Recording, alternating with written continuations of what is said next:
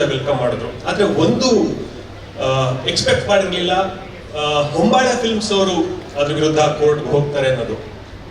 ಅದು ಏನಾದ್ರು ರೆಸ್ಪಾನ್ಸ್ ಕೊಡ್ಬೋದಾ ನೀವು?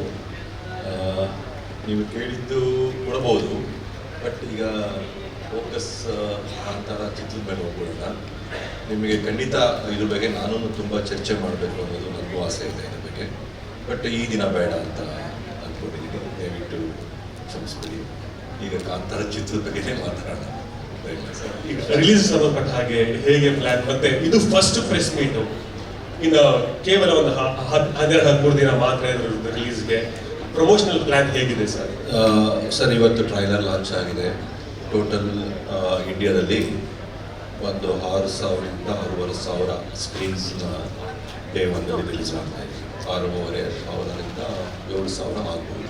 ಎಂಟೈರ್ ಇಂಡಿಯಾದಲ್ಲಿ 7,000 ಸ್ಕ್ರೀನ್ ಅಂತ ಅಂದ್ಕೋಬೋದು. ಮತ್ತು ಓವರ್ಸೀಸಲ್ಲಿ ಇನ್ನೂ ಸ್ಕ್ರೀನ್ ಲೆಕ್ಕ ಅದು ಕೌಂಟು ಬರಲ್ಲ, ಅದು ಶೋ ಲೆಕ್ಕ ಬರುತ್ತೆ. ಅರೌಂಡ್ 30 ಕಂಟ್ರಿಲಿ ರಿಲೀಸ್ ಮಾಡ್ತಾ ಇದ್ದೀವಿ.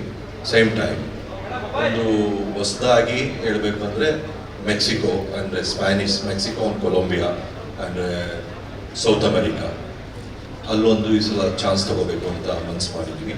ಸ್ಪ್ಯಾನಿಷಲ್ಲಿ ಡಬ್ಬ ಆಗ್ತಾ ಇದೆ. ಇನ್ನೊಂದು 2-3 ಡೇಸಲ್ಲಿ ಸ್ಪ್ಯಾನಿಷಲ್ಲೂ ಕಂಪ್ಲೀಟ್ ಆದರೆ ಸೌತ್ ಅಮೆರಿಕಾದಲ್ಲೂ ಈ ಸಲ ಫಸ್ಟ್ ಟೈಮ್ ಇಂಡಿಯನ್ ಫಿಲಿಮ್ ಸ್ಪ್ಯಾನಿಷಲ್ಲಿ ರಿಲೀಸ್ ಮಾಡಬೇಕು ಅಂತ ಸರ್, ಇಲ್ಲಿ ಮೊದಲನೇ ಕಾರ್ಯಕ್ರಮ ಆಯಿತು.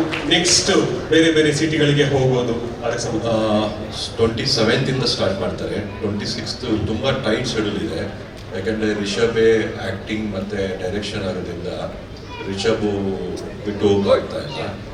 ರಿಷಬೇ ಹೋಗ್ಬೇಕಾಗೋದ್ರಿಂದ 27th ಸ್ಟಾರ್ಟ್ ಮಾಡ್ತಾರೆ. First Kochi, second half Chennai, 28th Hyderabad, 29th and 30th north India, ಈ ಥರ ಪ್ಲ್ಯಾನ್ ಮಾಡಿದ್ದೀವಿ.